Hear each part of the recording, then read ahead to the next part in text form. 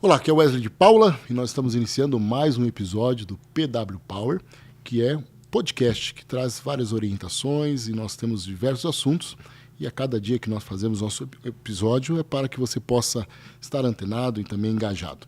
E hoje nós vamos receber aqui a doutora Fabiola Prince, que é advogada, e vamos falar alguns assuntos sobre inclusão. A Fabiola Prince, que eu quero apresentar, que é pós-graduada em Direito Processual pela PUC, pós-graduanda em Inclusão e Direito das Pessoas com Deficiência, presidente da Comissão de Defesa dos Direitos dos Autistas da OAB São Paulo, conselheira do Conselho Municipal da Pessoa com Deficiência em Guararema, mãe atípica do Luca. Queremos desejar bem-vinda aqui ao PW Power, que é o nosso podcast. Obrigada. Doutora Fabiola, vamos falar um pouco da sua carreira e aí o porquê escolheu a carreira do direito e depois, especificamente, porque nessa área específica de inclusão. Por que você decidiu ser advogado? É muito curioso isso, porque eu saí da minha casa para me inscrever no vestibular para fazer o curso de biologia. Biologia? Tudo a ver, né? Tudo a ver. Mas minha mãe era professora, a minha irmã era professora e elas eram mega estressadas. Elas eram professoras da educação infantil e tal. Eu falei, eram estressadas, professoras? Muito. Elas eram muito. Não sei se eu identifico com isso? Nem um pouquinho. E aí eu pensei, poxa, não sei se eu quero, não sei se eu tenho esse perfil, se eu tenho essa paciência, né? E achei que eu fosse acabar caindo para esse lado. O que é muito curioso, porque hoje eu dou aula para alguns cursos de direito e eu amo, sou apaixonada. Monto o meu plano de aula com o maior prazer. Quando eu dou palestra para adolescentes em escolas, eu sou apaixonada também, adoro. Eles super participam. Mudou muito a minha visão de uns anos para cá com relação a isso. Mas, enfim, eu fui para fazer a faculdade de biologia e aí, no caminho, fui pensando em tudo isso, né? Projetando minha vida para o futuro. Falei, poxa, eu acho que não é isso que eu quero. E aí, na hora de fazer a inscrição para o vestibular, eu decidi fazer direito. Na hora? Na hora. Olha bem. E no começo da faculdade, para mim foi um pouco difícil, porque eu não trabalhava na área, então aquilo era muito grego para mim, eu não me via fazendo aquilo. Eu parei a faculdade no terceiro semestre. E minha família vem, né? Minha avó teve cartório, o meu tio é advogado, trabalhei com ele algumas vezes. E nessa fase que eu tranquei a faculdade, meu tio me chamou de volta para trabalhar no escritório dele. E aí eu falei, nossa, é isso que eu quero. Aí eu tentei voltar o semestre, mas não deu muito certo. Fiquei um semestre sem estudar e voltei. E voltei para a faculdade com uma outra visão. Assim, era realmente aquilo que eu queria. Porém, a área de atuação dele era a regularização de imóveis. Eu cresci dentro do cartório da minha avó. Então, escritura, matrícula, planta, memorial descritivo, é muito familiar para mim, né? Eu sempre ouvi, sempre vi muito isso. E era essa a minha área inicial de atuação. É o que eu gosto muito, também adoro uma burocracia, adoro examinar documentos. E em 2010, meu filho nasceu em 2007. Em 2010 veio um possível diagnóstico de autismo. E aí eu comecei a estudar, né? Na verdade, eu comecei a estudar autismo, porque eu tinha que entender o funcionamento dele dentro da minha casa. O que eu ia fazer para eu administrar tudo isso, para eu dar uma qualidade de vida, para eu fazer a melhor vida que ele poderia ter. Então, eu passei a estudar muito sobre autismo, sobre intervenção terapêutica, o que eu poderia fazer dentro da minha casa, né? E as pessoas, eu ia muito para a clínica e as pessoas me perguntavam muito sobre direito, né? Quando eu falava, eu sou advogada, as pessoas me perguntavam. E o direito da pessoa com deficiência, o direito da saúde, o direito educacional, são direitos muito específicos, que a gente não aprende na faculdade. A gente não vê, a gente não chega nem perto disso. O máximo que a gente vê é direito do consumidor. E eu não sabia responder, né? Isso me frustrava muito, de não conseguir ajudar as outras pessoas. Aí, quando eu consegui colocar minha casa em ordem, e aí o Lucas já tinha 9 anos, passou muito tempo, eu decidi estudar e me dedicar mais a isso. E é um caminho sem volta, né? apaixonante. Aliás, eu falei isso pro professor de natação do meu filho essa semana, né? Ele está iniciando agora a atender pessoas autistas. E eu falei, olha, se prepara, ele está apaixonado. Ele falou, poxa, eu queria conversar com você para a gente ver o que mais que eu posso fazer. E eu falei para ele, é um caminho sem volta, porque realmente é apaixonante. Né? Deixa eu só, assim, antes de nós falarmos propriamente do direito, até para que haja essa identificação, o meu público também, são várias pessoas que estão dentro de um contexto cristão, religioso, que muitas vezes há negação, há muitas vezes o caminho de querer fazer orações para que possa mudar essa questão, muitas vezes quando é diagnosticado. Como que é receber uma notícia assim, olha, o seu filho... ele tem uma deficiência, vai ter que ter um cuidado um pouco mais com ele, vai precisar fazer um trabalho com ele. Como que é isso? Porque eu vejo muitas mães dentro da igreja que muitas vezes ou ficam revoltadas ou tentam negar. Como que é isso, nesse primeiro momento, para uma mãe receber esse diagnóstico? Por muito tempo, eu tive muito receio de falar isso para as pessoas. Eu sou muito prática. E eu acho até pela minha profissão, o advogado, ele é um resolvedor de problemas. Sim. Então, eu não consigo ver situações assim como, ai, meu Deus, e agora o que eu vou fazer? E sentar e chorar. A minha visão é, o que eu vou fazer para eu resolver isso?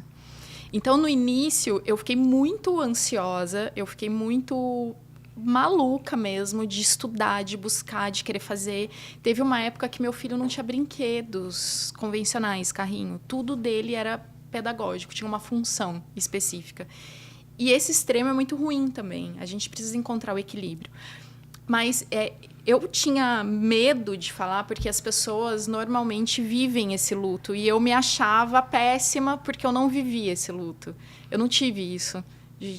De me culpar, de negar, eu queria só resolver, eu queria fazer coisas, sabe? Mas é uma vida diferente, né? É uma vida desgastante.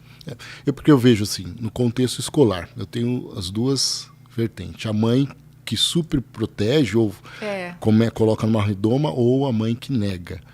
Como que trabalhar isso? Porque em alguns momentos essa mãe super protetora, em alguns casos na escola, ela começa a prejudicar o nosso caminhar no ensinar o filho, né? E aquelas também que negam também prejudiquem muito, que não, meu filho, não, isso daí é coisa que a escola está tentando incutir. Como que ter essa dosagem? Eu acho que é muita falta de informação. Certo. Né? Eu acho que quando a pessoa ela busca, ela consegue ter acesso a uma informação de qualidade e ela vê que esse comportamento dela influencia diretamente nas atitudes do filho dela. Então, é um exemplo bobo, mas eu tenho zero paciência.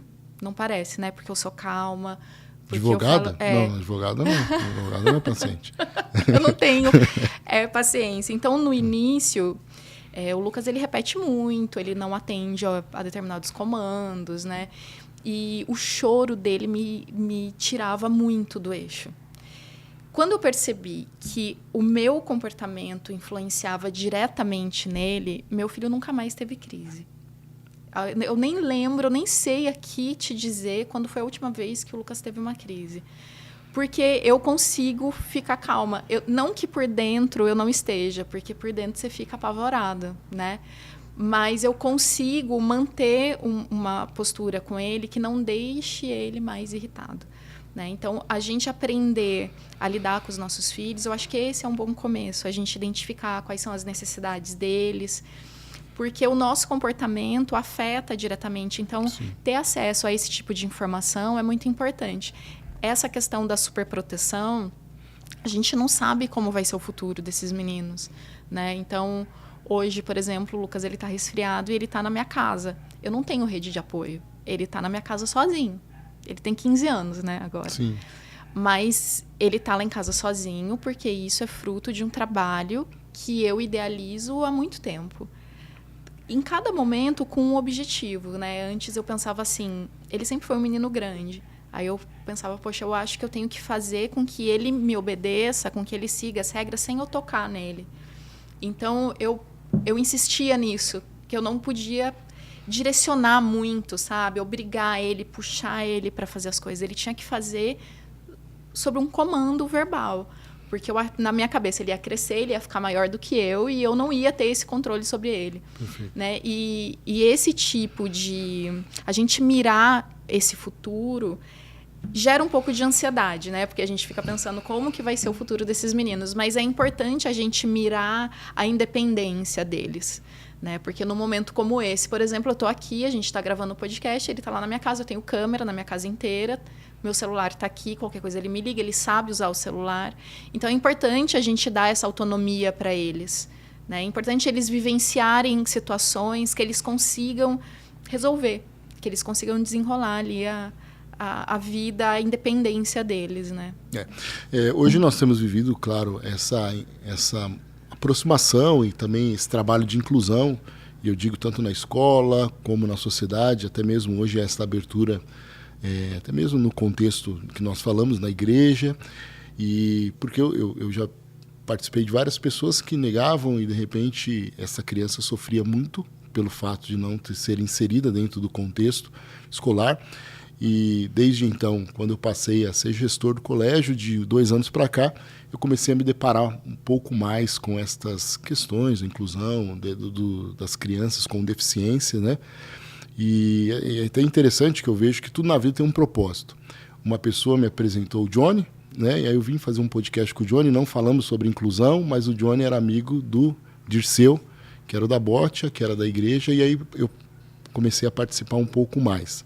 Depois, a secretária do Assis, né, o doutor Assis, foi um dia, me apresentou ele. Eu conheço ela. Isso, a Simone, e me apresentou o doutor Assis, que aí um dia eu estava num evento que eu conheci o Assis, que eu estava com o Assis conversando, aí o Johnny chegou e ali nós começamos a falar um pouco mais e eu comecei a me inteirar mais. E de repente a menina que era minha secretária na igreja, o filho dela nasceu com síndrome de Down. Então isso me deu um alerta para começar a entender um pouco mais. Então eu confesso que de 2 anos para cá que eu tenho me aprofundado um pouco mais, até para que eu possa ajudar essas mães, tanto dentro do colégio, para que eu possa entender e inserir esses alunos, essas crianças, e também dentro do contexto da igreja, né? Mas é algo que vem de uns 2, 3 anos para cá, eu creio que mais efetivo, que esse olhar. E aí eu quero falar um pouco contigo, sendo advogada, para que nós possamos orientar também essas mães, porque algumas acham que estão tão distantes de ter alguns benefícios, outras falam, olha, isso é meu karma, minha cruz, Deus me deu isso daí, eu vou ter que carregar sozinho. E muitas vezes não, há tantos acessos que elas podem ter, tanto da educação, da saúde, do próprio direito, e aí eu quero conversar contigo um pouco sobre isso, para que você que está assistindo, você que está acompanhando nosso episódio, para que você possa entender que há alguns direitos que você tem, que você pode acessar e que está aí disponível para ti. Hoje, como eu disse, estamos falando aqui com a doutora Fabíola Prince, que é a mega master aqui nessa questão da inclusão, né? Aqui na cidade, todos, quando nós vamos perguntar, é indicada tanto na prefeitura, nos órgãos públicos, as pessoas sempre indicam para que isso. Então, por exemplo, as pessoas com TEA ainda enfrentam muitas dificuldades para conseguir um tratamento adequado, para conseguir essas questões até por falta de conhecimento. O que a senhora falaria? Você falaria no sentido para iniciar? A mãe tem um filho que tem o seu espectro autista. Qual o caminho para que ela possa começar a ter essas assistências? Tá. O tratamento, essa é a primeira coisa que a gente tem que pensar. O tratamento para autismo, ele é terapêutico. Qualquer medicação que essa pessoa possa utilizar, ela é para tratar as comorbidades. Né? 70% dos autistas têm comorbidades associadas. Então, distúrbio de sono, ansiedade, transtorno alimentar, entre tantas outras, epilepsia, entre tantas outras questões. Mas para tratar o autismo, que é déficit na comunicação, interação social, padrão de comportamento, essa é a tríade. O tratamento ele é terapêutico. Então, a gente não pode abrir mão disso. E pelo fato de ser um tratamento intenso, que requer muitas horas de terapia, é um tratamento caro. Então, muitas famílias elas acabam enfrentando muita dificuldade até na hora da contratação de um plano de saúde, por exemplo. né? O poder público, ele não disponibiliza o tratamento da forma com que deve ser feito, na intensidade com que deve ser feito, nas especialidades com que deve ser feito. Então, o caminho é a gente ter um bom médico, um bom suporte médico, um relatório que prescreva todas as especialidades que aquela criança precisa naquele momento, porque o tratamento ele é dinâmico, ele não vai ser igual a vida inteira. E aí a gente tem que fazer a solicitação, seja para o poder público, seja para o plano de saúde. Se houver alguma negativa, é preciso buscar o judiciário. Graças a Deus, agora, nos últimos anos, a gente tem um tribunal que tem um olhar mais humanizado para essa questão, que entende a necessidade do tratamento ser verdadeiramente especializado, né, na abordagem que o médico determina. E na intensidade também recomendada pelo médico, porque antes a gente tinha muitas decisões, mas tudo isso, né? Quando eu falo de 20 horas semanais de abordagem terapêutica, 30 horas, para quem não conhece, para quem não vive o autismo, isso pode parecer absurdo, mas é esse o tratamento, é isso que funciona. Né? E falando nisso, quando se vai contratar um plano de saúde específico, ou qualquer plano de saúde, quando eles comercializam, é obrigatório falar sobre essa questão? Se você tiver o diagnóstico, você não deve omitir. E se não houver o diagnóstico? Aí você não precisa falar. Certo. Porque no meu caso, por exemplo, o diagnóstico do meu filho, eu já tinha plano de saúde. Né? Então, a gente já estava ali inserido, ok. Ele entrou no plano quando ele nasceu, praticamente, né? Mas se você for fazer alguma contratação e você não tem um diagnóstico fechado, você não precisa fazer essa informação. Agora, se você tem o diagnóstico e você faz a contratação, dali poucos meses você já vai fazer a solicitação das terapias. Então, o plano, inclusive, ele pode até alegar fraude. Porque quando você omite algumas informações, pode ter essa configuração. Então, se você tem o diagnóstico, o ideal é que você informe, seja o que for, mas que você informe, né, o diagnóstico da criança. E se você enfrentar qualquer dificuldade, a gente tem uma lei, a Lei Brasileira de Inclusão, a Lei do Autista, ela resguarda a pessoa com deficiência de que ela pode participar, ela não pode ser privada de participar de nenhum plano de saúde. Então, se o plano de saúde, na hora da contratação, ele criar qualquer dificuldade, você pode fazer denúncias, seja na ANS, na própria ouvidoria do plano de saúde. Né? Então, se a conduta é uma para um e outro para outra pessoa, a gente tem que ligar o alerta e fazer as denúncias. Tá, mas no caso, por exemplo, você contrata um plano de saúde e você tem uma enfermidade já pré-existente. Tá. Então, aí tem uma carência para a utilização. Tem. Né? No entanto, se você então apresentar essa questão do espectro autista, olha, há essa carência também? Não, de 24 meses não, porque autismo não é doença. Perfeito. Tá? Então, essa carência de 24 meses, ela é para doença pré-existente e para procedimentos de alta complexidade em razão da doença. Tá? Então, se a gente pensar, por exemplo, em autismo ou em qualquer outra deficiência, a gente não vai ter um procedimento de alta complexidade em razão disso. Eu não vou ter um procedimento de alta complexidade em razão do autismo. Esse paciente, esse beneficiário, ele pode sim precisar de um procedimento de alta complexidade, porque ele pode ter alguma questão cardíaca, enfim, sofreu um acidente, Deus o livre, aconteceu alguma coisa, ele pode precisar, né, de um procedimento de alta complexidade, mas não vai ser em razão do autismo. Entendeu? Então, primeiro ponto, autismo não é doença, e segundo ponto é essa questão. Tá. Em alguns casos que nós acompanhamos, primeiro, há uma dificuldade de acesso, ou o plano de saúde vai negando algumas questões, e em alguns casos também até cancelam o plano. Pelo fato olha, nós vamos ter que dar uma assistência e essa assistência vai começar a onerar o plano, então é uma forma de eles tirarem.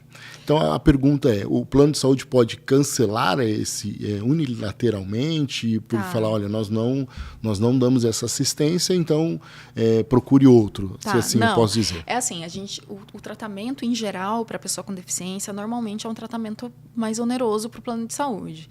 Então, infelizmente, eles vão encontrando manobras para se livrar desse beneficiário. Perfeito. E a gente não pode permitir isso, né? Então, o primeiro ponto é: pacientes que estão em tratamento de saúde não podem ter o plano cancelado. Isso é tese fixada pelo STJ. Então, esse é o primeiro ponto. Está em tratamento, o plano não pode ser cancelado, seja ele qual for. Seja coletivo por adesão, seja individual, seja empresarial, não pode ser cancelado. Infelizmente, a gente precisa judicializar. Perfeito. Né? Então, o ideal é que teve o cancelamento, busca uma assistência jurídica imediatamente para que a gente entre com a ação para pedir o restabelecimento desse plano. O tribunal tem visto essa conduta, essa prática do plano de saúde como abusiva, então eles estão concedendo liminar e imediatamente é determinado para que o plano de saúde restabeleça esse contrato, enquanto o paciente estiver em tratamento de saúde. Tá dentro desses benefícios, ou o AT, ele também, o cliente é beneficiado com isto? Ele tem que solicitar ou não? O AT é o acompanhante terapêutico. O acompanhante terapêutico. A gente tem que pensar na terapia ABA, como que ela funciona. Né? A dinâmica dela é o supervisor e o acompanhante terapêutico. Explica para nós o que é a terapia ABA, para que as pessoas possam... A terapia ABA é aquela que tem reconhecimento científico à luz da ciência baseada em evidência que funciona para autismo. É o carro-chefe das terapias. Não é só essa abordagem, mas é o que a maioria faz e é o que funciona para a maioria das pessoas com autismo. Como que funciona?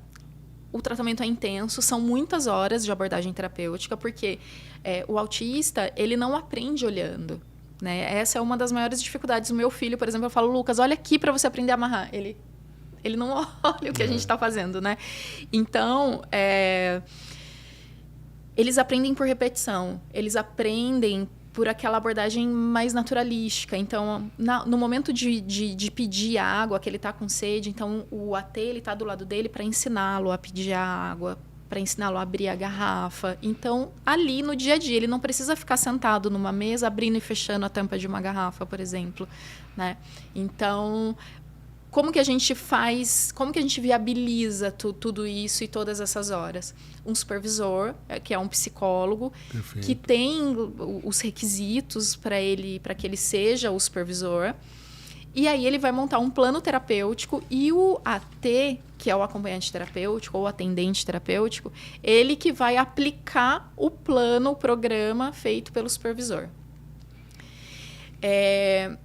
O AT, ele está dentro das sessões de psicologia.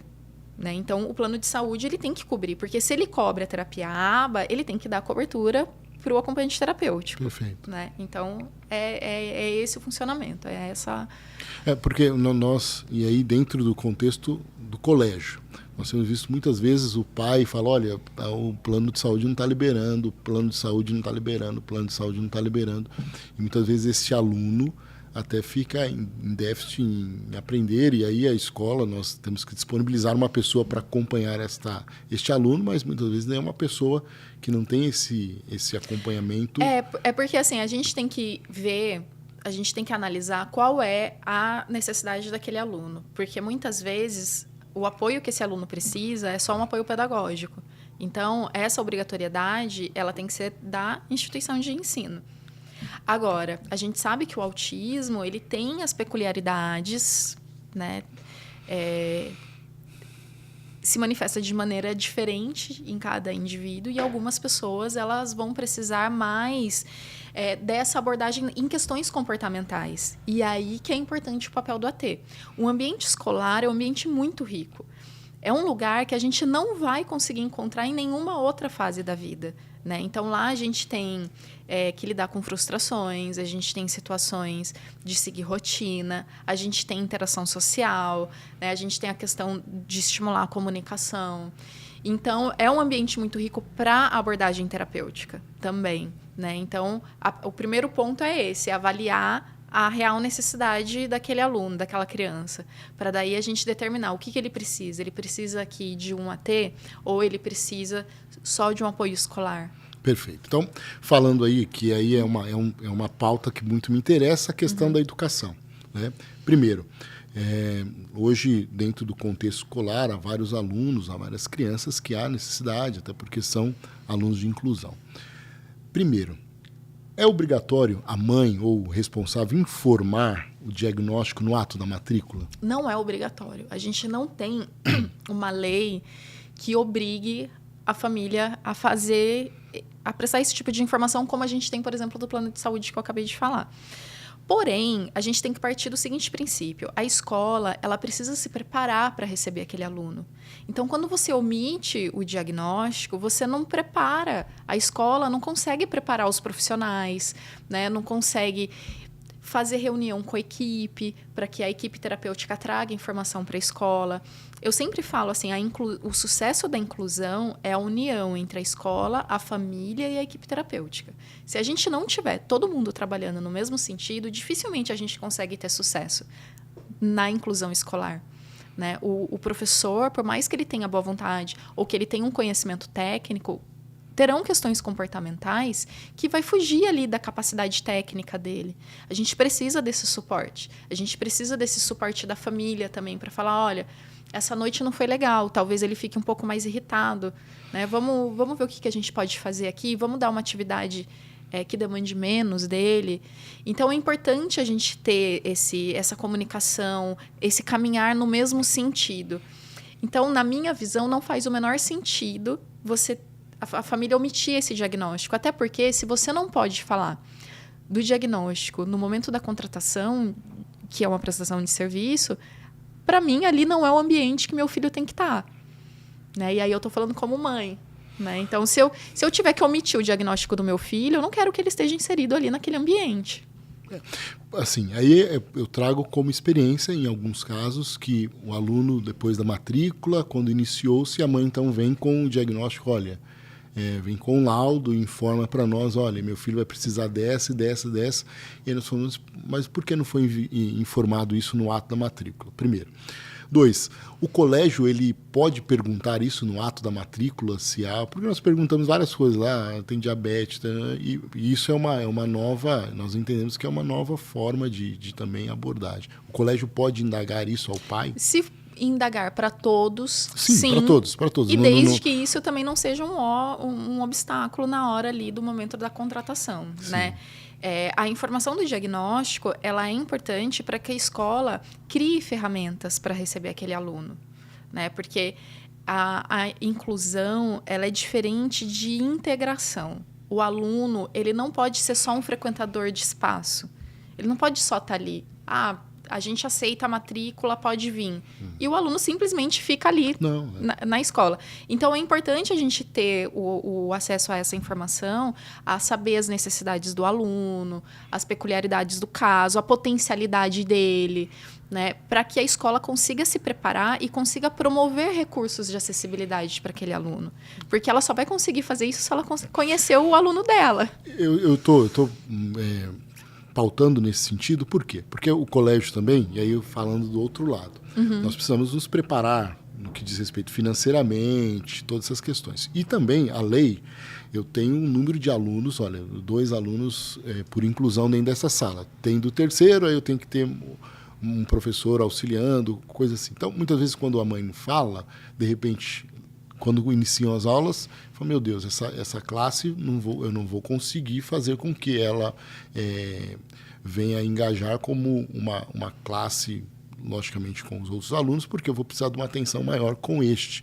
Por esse motivo que nós estamos falando, olha, é obrigado a informar, não é obrigado, para que a escola também se prepare, para que nós venhamos preparar, e também nós fazemos muito isso aí, estou falando do Colégio Gênesis, quando vai entrar um aluno com deficiência. Antes de iniciar esse aluno ser inserido dentro da sala de aula, nós chamamos todos os alunos e falamos, olha, vai entrar um aluno que tem esse estereótipo, que acontece isso, aquilo, para que ele não sofra bullying, para que ele não venha sofrer nada. E por isso que nós falamos para os pais, olha, avise nós antes, né? Mas alguns deles têm essa restrição de não avisar, tá lá e pronto. Depois que está dentro da sala de aula. Na verdade, o que acontece é que as famílias, desde o início do diagnóstico, elas enfrentam muitas dificuldades.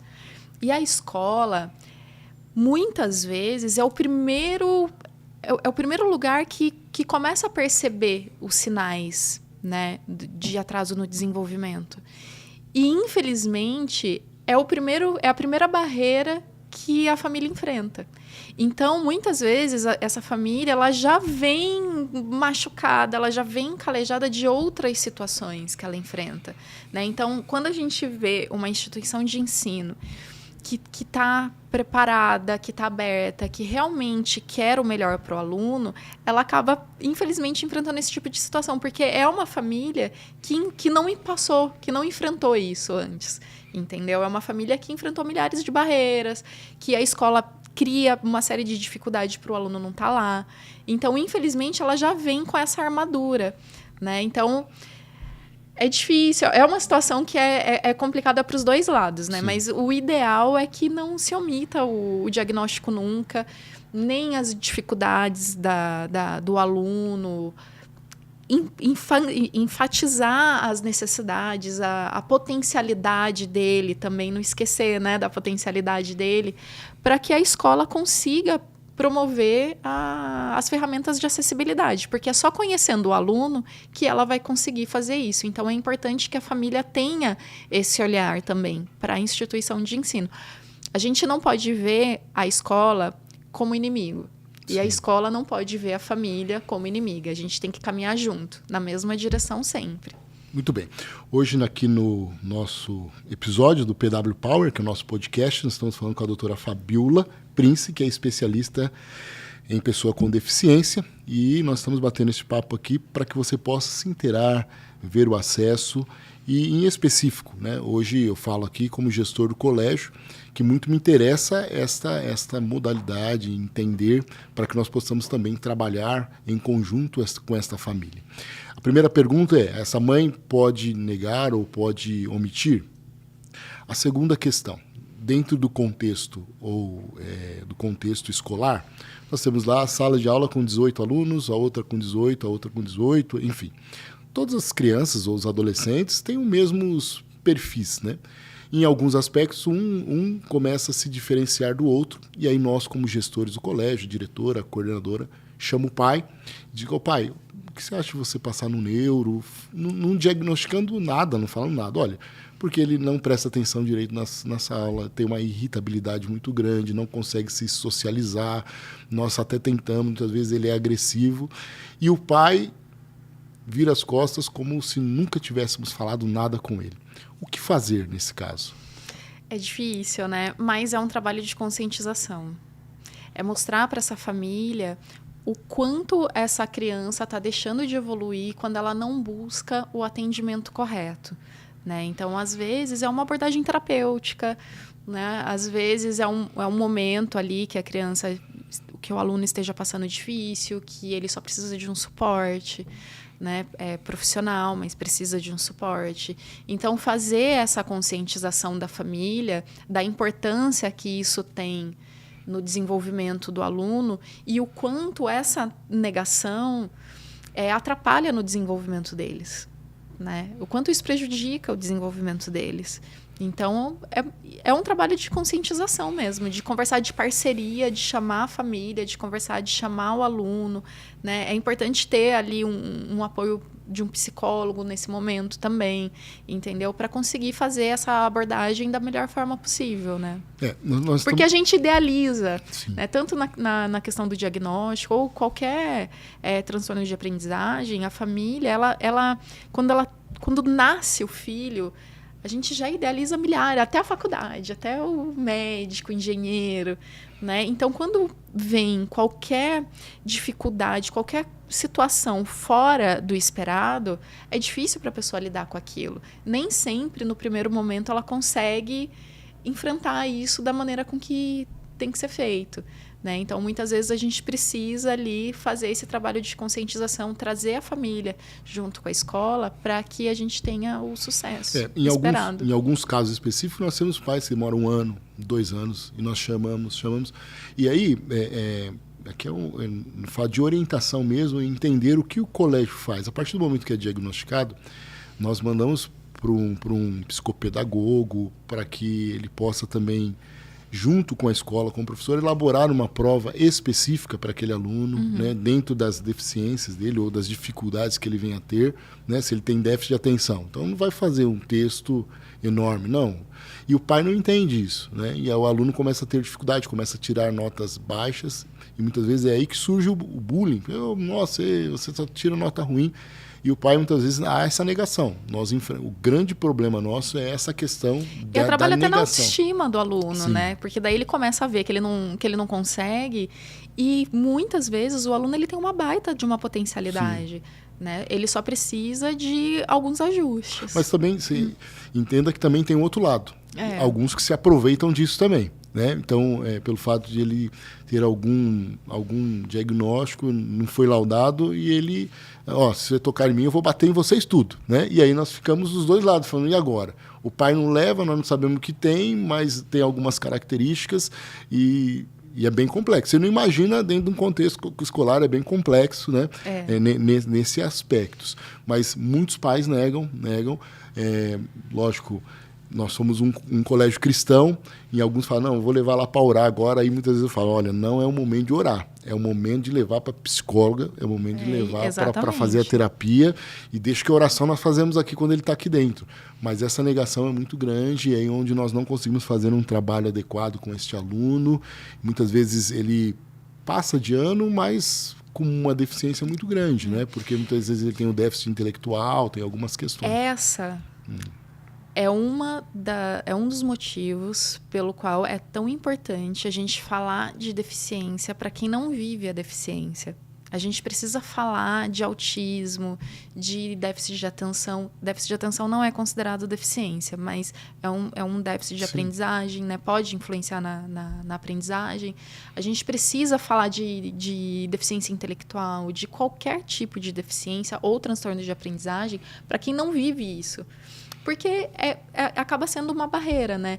A principal barreira que a pessoa com deficiência enfrenta é a barreira atitudinal. E isso não deixa de ser uma barreira atitudinal, né? Daquela visão ideal que a gente tem, né? E, de repente, acaba saindo ali do caminho que a gente idealiza e a gente não sabe lidar com isso.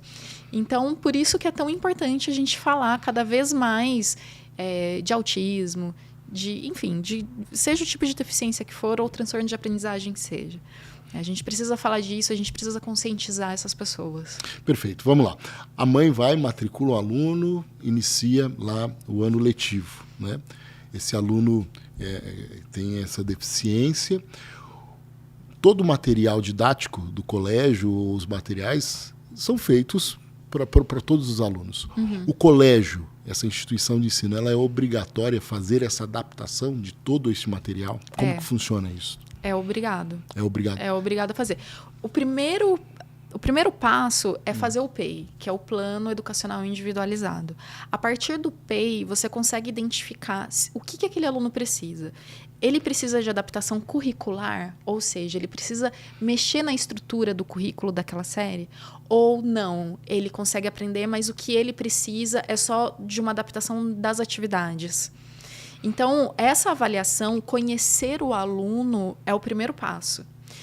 E essas adaptações, elas estão previstas na Lei Brasileira de Inclusão e também na Lei de Diretrizes e Bases da Educação, que é de 96, não é recente, entendeu? Então, sim, é obrigatório fazer. E as famílias, elas precisam exigir isso da escola, porque o aluno, ele só vai conseguir evoluir se ele tiver essas adaptações. Senão, ele não vai, ele vai fingir que aprende. A escola finge que ensina e o aluno finge que aprende, né? O meu filho, ele está no ensino médio. Então, desde o ano passado, eu estou com essa preocupação, porque eu já sei que o ensino médio ele é focado para o vestibular. Então, as questões são questões enormes, são questões alternativas, com pegadinha, e que ele não consegue resolver. Na verdade, ele vai resolver, mas ele vai chutar. Ele só vai querer se livrar ali da demanda que ele vai ter que fazer. Adianta ele fazer isso? Adianta insistir nisso? Não. Mas ele consegue aprender aquele conteúdo. Só que ele consegue aprender aquele conteúdo de uma maneira objetiva, direta, sem pegadinha. Então, não fazer essas adaptações, não fornecer essas atividades para ele é privar ele do acesso a um conteúdo que a gente tem que parar de focar em algumas situações, né? Então, que para ele talvez, mas ele não vai fazer vestibular, para que ele vai aprender isso? Porque a matemática a gente aprende para a vida. A gente resolve, a gente aprende a resolver problemas da vida com a matemática. Então, cada coisinha nova que a gente aprende é um estímulo diferente para o nosso cérebro. A gente está ali, a neuroplasticidade está sendo estimulada. Então, é isso. Aquele material, independente se ele vai ser, não vai fazer vestibular, vai fazer vestibular, independente disso, da forma com que aquilo vai ser usado, aquele aluno ele não pode ser privado de ter acesso ao conteúdo, desde que ele dê conta. E aí a gente só vai saber se ele dá conta ou não através de uma avaliação. Mas eu entendo que aí é uma conscientização diante de todo... dentro dessa questão escolar, né? Que aí tem muitos professores que estereotipam o aluno e falam, eu nem vou perder tempo com esse daqui porque ele não vai aprender mesmo. Isso. É uma questão de conscientização dentro desse... É de preconceito e discriminação. Porque, assim, quando você mira ali aquele aluno e você não acredita no potencial dele em razão da deficiência, isso é discriminação. Sim. E assim, eles têm tanto um potencial quanto qualquer outro aluno. Exatamente. Eu assisto muito aulas, principalmente na pandemia, eu assistia muita aula e hoje eu sou uma pessoa que vou nas salas de aula. Então, esse dia eu estava tendo uma aula de química, se não me falha a memória, e nós temos o Cauã, que ele é autista, né? E eu sentei lá e fiquei assistindo, lá a professora deu uma questão lá e ele, eu falei, mas de onde você tirou isso, Cauã? Falei, não, é isso, e a professora corrigiu e estava certo, né? Mas o Cauã é um menino que é estimulado todo o tempo, a família dele faz um trabalho bem bacana com ele está agora no 3º médio, vai se formar. Ele começou com a gente no 9º ano. E é um menino que acompanha para e passo, mas ele é bastante estimulado, ele tem também, a família faz um trabalho bastante próximo com a escola, né? Mas quando eu digo essa questão da adaptação do material, e também é uma conscientização. Eu vejo em alguns colaboradores, educadores, que têm essa resistência. Falam, nossa, por quê? Até porque também dão aula em um monte de escola, tem que preparar um monte de matéria. Falam, eu vou ter que parar para... E eu vejo essa resistência, e eu estou falando aqui como gestor de um colégio. Uhum. Quando, por exemplo, acabaram as provas na sexta-feira. Todos os nossos alunos laudados, eles têm provas específicas. Então, o professor não tem que fazer aquele pega e fala, toque de caixa. Não, ele tem que parar por esses aqui e fazer as questões específicas, parar naquela avaliação desse aluno e fazer uma prova diferenciada. Então, eu entendo que todos nós, dentro desse contexto escolar, talvez dá esse preconceito, até mesmo vou ter que trabalhar dobrado nesse sentido, em adaptar. E aí, só que daí eu acho que tem uma questão assim... Eu sou advogada, eu escolhi ser advogada. Todo dia eu tenho que estudar. Todo dia sai lei nova, todo dia sai decisão diferente. E se eu não estudar, se eu não ficar buscando esses recursos, eu vou ficar defasada. Eu não vou oferecer o melhor para o meu cliente. Sim. Né? Mas essa foi a minha escolha. Então, se aquele profissional ele não quer fazer a inclusão, ele não quer fazer as adaptações, então ele tem que escolher outra profissão. Entendeu? Porque esses alunos, eles estão aí e cada vez mais a gente... Hoje, né, eu estou falando mais de autismo porque é o que eu vivo mais, mas assim, uma em cada 36 crianças nos Estados Unidos de 8 anos foram diagnosticadas com autismo lá em 2021. Os dados foram divulgados agora em 2023, mas são dados de 2020 ou 2021, não me lembro exatamente. Quando eu comecei a investigar o diagnóstico do Lucas, era 1 para cada 150. Né? No Brasil, a gente não tem dados oficiais, por isso que eu estou falando de dados americanos. Então, o número de pessoas com deficiências que estão inseridas e as pessoas estão cada vez mais munidas de informação e dos direitos dela está aumentando. Então, o professor ele precisa ter esse olhar, ele precisa sair daquela caixa do padrão, né? E ele precisa olhar para o aluno dele. Ele, não só a dificuldade que o aluno apresenta, mas ele precisa olhar para a potencialidade daquele aluno, porque todos têm um potencial. Sim, né? É uma questão de conscientização. O custo vai aumentar muito dentro desse aspecto. E aí?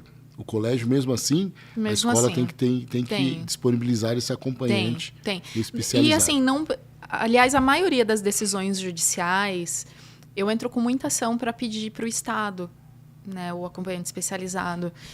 E a maioria das decisões judiciais, elas falam que esse profissional, ele não necessariamente precisa ser exclusivo para aquele aluno. Né? Então, assim, se a dificuldade dos alunos ela é compatível e um profissional consegue trabalhar com os 2 alunos, 3 que seja, é ok fazer dessa forma, né? Desde que as coisas aconteçam, né? Que flua dessa forma. E aí precisa avaliar e analisar individualmente as necessidades de cada aluno. Correto. Todas essas crianças ou essas pessoas com deficiência, eles têm direito também a um benefício, que é baseado na lei do LOAS, né? Isso. Que é o BPC. Isso. Benefício de prestação continuada. Quais são os critérios para que essa família pode ser beneficiada, ou essa pessoa pode ser beneficiada com isso? O BPC, ele é um benefício assistencial. Então, ele não precisa de recolhimento. Esse benefício é o LOAS. Eu vejo muitas pessoas falando LOAS é o nome da lei. É Lei Orgânica da Assistência Social. Isso. Ó, isso. É que eu estudei antes. LOAS é o nome da lei, né? E o BPC é o nome do benefício. Mas muitas pessoas chamam o benefício de LOAS. Tá tudo bem, a gente entende o que quer dizer, né? Então, esse benefício, ele é um benefício assistencial. É diferente do benefício previdenciário, né? Então, ele não precisa de recolhimento. É diferente de uma aposentadoria, que a pessoa recolhe a vida dela inteira e depois de um tempo ela consegue se aposentar. O LOAS não é assim que funciona. Você não precisa fazer recolhimento nenhum. Porém, é um benefício para pessoas que estão em situação de vulnerabilidade social e financeira. Pessoa com deficiência e idosos, tá? Que estão em situação de vulnerabilidade social e financeira. Como que a gente comprova isso? Pessoas que recebem na verdade, a renda familiar per capita não pode ser maior do que 1/4 de salário mínimo. Essa é a regra geral, não mudou, continua sendo essa a regra. Há exceção, tá? Que daí a gente tem que comprovar alguns requisitos e já até a renda familiar não pode ser maior do que meio salário. Tá? Dá para judicializar quando foge desse contexto? Dá, é possível flexibilizar isso judicialmente. Tá? Mas aí, cada caso tem que ser analisado individualmente, porque, como eu disse... a pessoa tem que estar em situação de vulnerabilidade social e financeira. Tá? Então, o perito, quando ele vai fazer a perícia, né, o assistente social, ele vai avaliar todo o contexto da tua casa, né, como que você consegue recurso financeiro, como que você está sobrevivendo. Então, tudo isso é analisado pelo perito. Tá? Então, é importante a gente destacar isso. Muito bem. Há uma pergunta aqui. É possível o levantamento do fundo de garantia de pais de pessoas com deficiência? É possível, porém também só judicializando, tá? Porque a Caixa, ela tem, na verdade, tem uma lei que fala de todas as situações em que o FGTS ele pode ser levantado. Então, a Caixa, ela entende que esse rol ele é taxativo e pessoa com deficiência não está inserido nesse rol, tá? Então, a gente consegue fazer o levantamento, a jurisprudência é praticamente unânime com relação a isso, porém, tem que judicializar. A gente sabe que o tratamento para a pessoa com deficiência em geral é um tratamento caro. Então, a gente justifica muito pautado nisso, né? Então, precisa de uma alimentação específica. Algumas pessoas não conseguem usar transporte público, então gasta, enfim, ou seja com carro próprio, seja com transporte com Uber, né? Então, acaba gastando o gasto, as despesas da pessoa é maior do que uma pessoa que não tenha nenhuma deficiência. Então, é possível, sim, fazer essa liberação. Muito bem. Estamos hoje com a doutora Fabiola Prince, que é especialista em direito do direito dos autistas. Quais são as redes sociais para aqueles que estão aí nos assistindo, para que possam também procurar e ter maiores informações? Tá. O meu Instagram é Fabiola_Prince. O Facebook também, pode entrar em contato, eu respondo todas as perguntas, às vezes eu demoro um pouquinho, mas eu respondo todas as perguntas, todos os questionamentos que me fazem através do Instagram, principalmente. Então, fiquem à vontade, se tiver alguma dúvida, se ficou alguma dúvida do que falamos aqui ou tiver qualquer outra, eu estou disponível, estou à disposição para auxiliar e ajudar todas as famílias que precisam. Lembrando que a doutora Fabiola, é pós-graduada em Direito Processual pela PUC, pós-graduanda em Inclusão e Direitos da Pessoa com Deficiência, presidente da Comissão de Defesa dos Direitos do Autista da OAB São Paulo e conselheira do Conselho Municipal da Pessoa com Deficiência em Guararema, mãe atípica do Luca, e que faz esse trabalho muito forte aqui no município de Mogi das Cruzes, onde também está sendo construída uma clínica específica, né, para as crianças, as pessoas com deficiência. E, pelo que eu entendi, no Brasil inteiro só há 2 São ou poucas. 3. Na verdade, é um equipamento municipal. Perfeito. É a Clínica Escola do Autista. É um equipamento exclusivo para autistas. Então, ele vai trabalhar ali todas as necessidades e as especificidades do autista de acordo com aquele momento que ele está vivendo, né? Então, é muito legal, vai ser um divisor de águas na vida de muitas famílias e vai ser uma referência no município, né? Então, assim, até para fazer orientação, tanto para a equipe da saúde quanto para a equipe da educação, vai ser uma referência, vai ser muito importante para a nossa cidade. Dentre este que está sendo construído dentro do município de Mogi específico, Isso. Quais mais alguns que pode acolher essas mães, esses responsáveis, essas crianças? Então, atualmente, né, o equipamento está sendo construído ainda, mas a gente tem o CAPS, a gente tem o Paradesporto, que também está fazendo um trabalho sensacional. O Johnny? O Johnny, ele faz um trabalho incrível, a equipe toda dele, o Felipe, eles são sensacionais, maravilhosos. E a própria OAB, na verdade, a nossa comissão, ela existe, é um trabalho voluntário de vários advogados e ela existe para fazer orientação para a família, né? Então, a gente está aqui para isso também, pode procurar lá na Casa do Advogado, do lado do fórum. Estamos à disposição para fazer qualquer orientação para as famílias. A gente não faz judicialização, tá? Então, a judicialização ou é advogado ou Defensoria Pública, mas a gente consegue fazer orientação. Nós queremos agradecer a doutora Fabiola por estar aqui e nos esclarecer tantas coisas que muitas vezes tantas mães que não têm essa identificação, acham que está tão distante dela. Eu tenho certeza que foi muito esclarecedor para mim também, para aqueles que assistem. E se você tiver alguma dúvida, ela deixou aí, @FabiolaPrince. _Prince. Você pode também, manda um direct lá que ela vai te responder. Isso. Você também pode, nas redes sociais ou depois, entrar em contato com ela. E também eu quero aqui vender meu peixe, né, que é o Colégio Gênesis. Nós estamos aí prestes a abrir as matrículas para o 2º semestre. Você que não conhece o Colégio Gênesis, é um colégio em Mogi das Cruzes, um colégio cristão, que nós temos uma filosofia diferenciada, que é um colégio por princípios, e todo o nosso colégio é baseado no sistema Mackenzie de ensino. Se você também quiser, entra aí, Colégio Gênesis, nas redes sociais, @Colégio Gênesis Mogi das Cruzes, onde nós temos como ideal, propósito de ensinar alunos para o futuro e para a vida.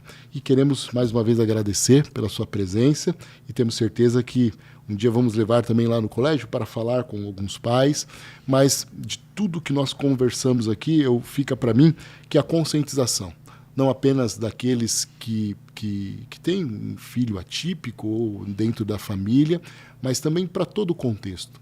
Ontem eu participava de um congresso e eu estava almoçando no restaurante, do lado tinha uma família com uma criança autista, ele estava até com um crachá, e não a dificuldade, mas a atenção que precisa, né?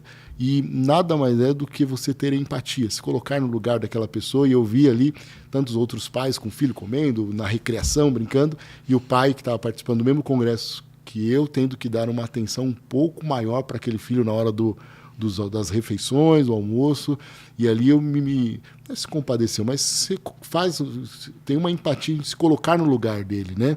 E não só naquele momento, em todo momento da nossa vida, são crianças com deficiência, mas que o pai demanda um pouco mais de atenção, a mãe demanda um pouco mais de atenção, e nós que estamos nesse contexto temos que olhar com um olhar diferenciado e entender que nós temos que incluir também aquelas crianças, porque são seres humanos que têm ali uma alma, consciência, que também precisam de ser acolhidas, e muitas vezes as reações dela é pela falta das nossas ações, do amor, do carinho, do afeto, do abraço, do dar uma atenção, ou até mesmo saber entendê-los dentro da sua forma de viver e de vivenciar. Então, quero agradecer aqui, que Deus continue abençoando a tua vida e que você continue com esse legado, né? Esse legado de ensinar, de poder orientar mães, pais, famílias, e nós também que fazemos parte da educação como educadores, porque aprendendo vamos repartir com eles. Muito obrigado. Obrigada. Obrigado, Fabiola. E você aí que não é inscrito no nosso canal, se inscreva no nosso canal, aperte o sininho para receber notificações. É assim que fala, produção? É assim que fala, né? Para receber notificações. E também meu Instagram, @WesleyDePaulaPW, e também tem o Instituto PW, que é um trabalho que nós fazemos, que desenvolvemos líderes e damos treinamento. Para o próximo episódio, fica ligado aí. Muito obrigado a todos, muito obrigado por acompanhar aqui o PW Power, que é o nosso podcast.